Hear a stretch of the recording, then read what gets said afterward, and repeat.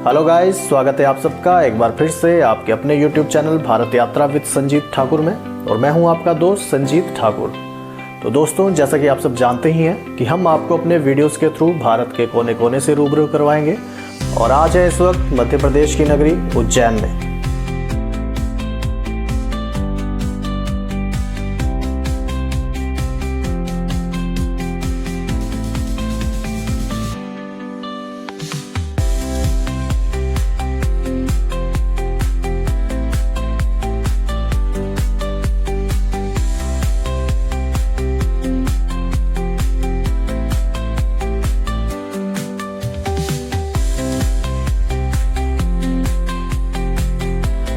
तो दोस्तों, उज्जैन एक ऐसी पवित्र भूमि है जहां आस्था सिर्फ महसूस नहीं होती बल्कि आत्मा तक उतर जाती है। और इस वक्त हम खड़े हैं भगवान शिव के दिव्य धाम महाकालेश्वर ज्योतिर्लिंग में, जो कि 12 ज्योतिर्लिंग में से एक है। यहाँ विराजमान है स्वयं महाकाल, जिन्हें कालों के काल और समय के स्वामी कहा जाता है। कहते हैं कि उज्जैन के महाकाल ही एकमात्र दक्षिणमुखी ज्योतिर्लिंग है जो मृत्यु और समय पर अपना अधिकार दर्शाते हैं। मंदिर के परिसर में जैसे ही कदम रखते हैं और जो ऊर्जा महसूस होती है उसे हम अपने शब्दों में बयान कर ही नहीं सकते। अंदर आते ही सामने सप्तऋषियों की प्रतिमाएं हैं, जो कि अपने आप में ही बहुत खूबसूरत है। घंटियों की आवाज़, मंत्रों की ध्वनि और हर हर महादेव के जयकारे मन को एक अलग ही शांति दे रहे थे। हिंदू धर्म में 12 ज्योतिर्लिंगों के दर्शन का विशेष महत्व माना गया है। और आज हम आपको इन 12 ज्योतिर्लिंगों में से एक महाकालेश्वर ज्योतिर्लिंग के बारे में बताने वाले हैं। और इनकी महिमा का वर्णन कई पुराणों में भी मिलता है। महाकालेश्वर ज्योतिर्लिंग की प्रसिद्धि दुनिया भर में फैली हुई है, विशेषकर यहाँ पे होने वाली भस्म आरती की, और जिसका साक्षी बनने के लिए भक्त दूर दूर से उज्जैन भी आते हैं। मंदिर की ओर आगे बढ़ते समय आपको रास्ते में बहुत सारी महादेव की प्रतिमाएं दिखेंगी। पौराणिक कथाओं के अनुसार उज्जैन, जिसे उस समय अवंतिका कहा जाता था, यहाँ के राजा चंद्रसेन भगवान शिव के परम भक्त थे। एक बार दूषण नामक एक राक्षस ने उज्जैन नगरी में अपना आतंक फैलाया हुआ था, और इससे परेशान होकर राजा ने महादेव का आवाहन किया।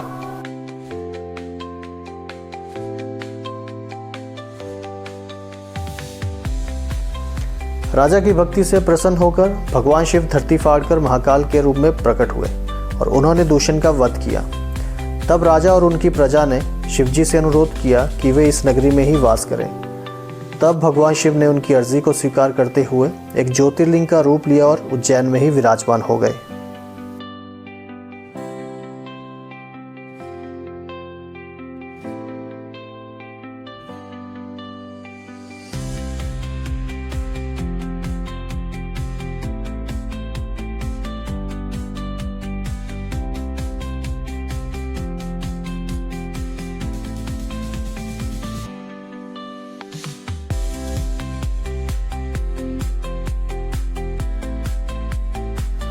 अब हम पहुंच चुके हैं मंदिर के सामने और जाएंगे अंदर, लेकिन अंदर कैमरा अलाउड नहीं है, तो आपको अंदर की फुटेज हम दिखा नहीं सकते।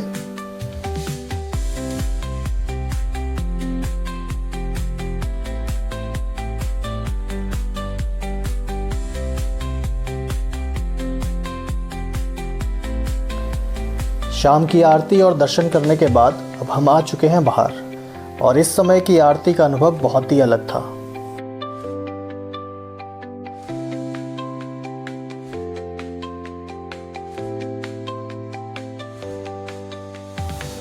महाकालेश्वर मंदिर मुख्य रूप से 3 हिस्सों में बटा हुआ है, जिसमें सबसे ऊपरी हिस्से में नागचंद्रेश्वर मंदिर है, बीच वाले हिस्से में ओंकारेश्वर मंदिर है, और सबसे नीचे महाकाल ज्योतिर्लिंग के दर्शन होते हैं।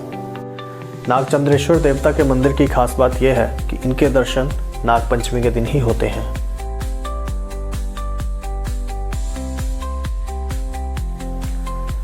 वैसे उज्जैन में आकर एक बात समझ आई कि ये सिर्फ एक यात्रा ही नहीं थी, ये एक अनुभूति है, एक विश्वास है और एक शक्ति है।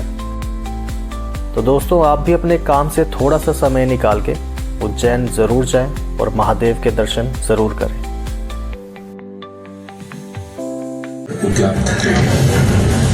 यही संयोग महाकाल की नगरी उज्जैन की महिमा को और गरिमामय बना देता है। उज्जैन के इस अलौकिक स्वरूप से प्रभावित हो महाकवि कालिदास अपने काव्य मेघदूत में लिखते हैं, हे जलधर, यदि महाकाल के मंदिर में समय से पहले तुम पहुंच जाओ तो तब तक वहां ठहर जाना जब तक सूर्य आंख से ओझल न हो जाए। शिव की संध्याकालीन आरती के समय नगाड़े जैसी मधुर ध्वनि करते हुए तुम्हें अपने धीर गंभीर गर्जनों का पूरा फल प्राप्त होगा। ये संध्या आरती जिसे कालिदास ने सराहा है अत्यंत महत्वपूर्ण है, क्योंकि ये वो प्रहर है जब सभी देवी देवता गंधर्व यहाँ उपस्थित होते हैं।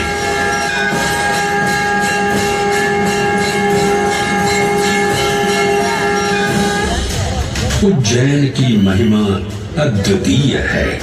सतयुग, त्रेता युग, द्वापर युग और कलयुग, हर युग में इसका अप्रतिम महत्व रहा है।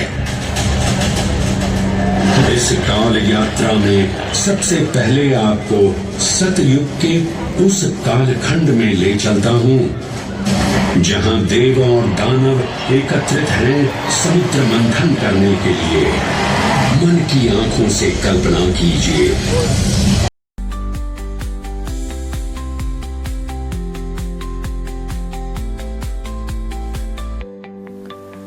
हम उम्मीद करते हैं कि आपको ये वीडियो अच्छी लगी होगी और ऐसे ही तमाम वीडियोस को देखने के लिए आप हमारे चैनल भारत यात्रा विद संजीत ठाकुर से जुड़े रहें और साथ ही साथ वीडियो पे लाइक, शेयर एंड कमेंट भी ज़रूर करें। अंत तक बने रहने के लिए आपका बहुत बहुत धन्यवाद। जय हिंद, जय भारत।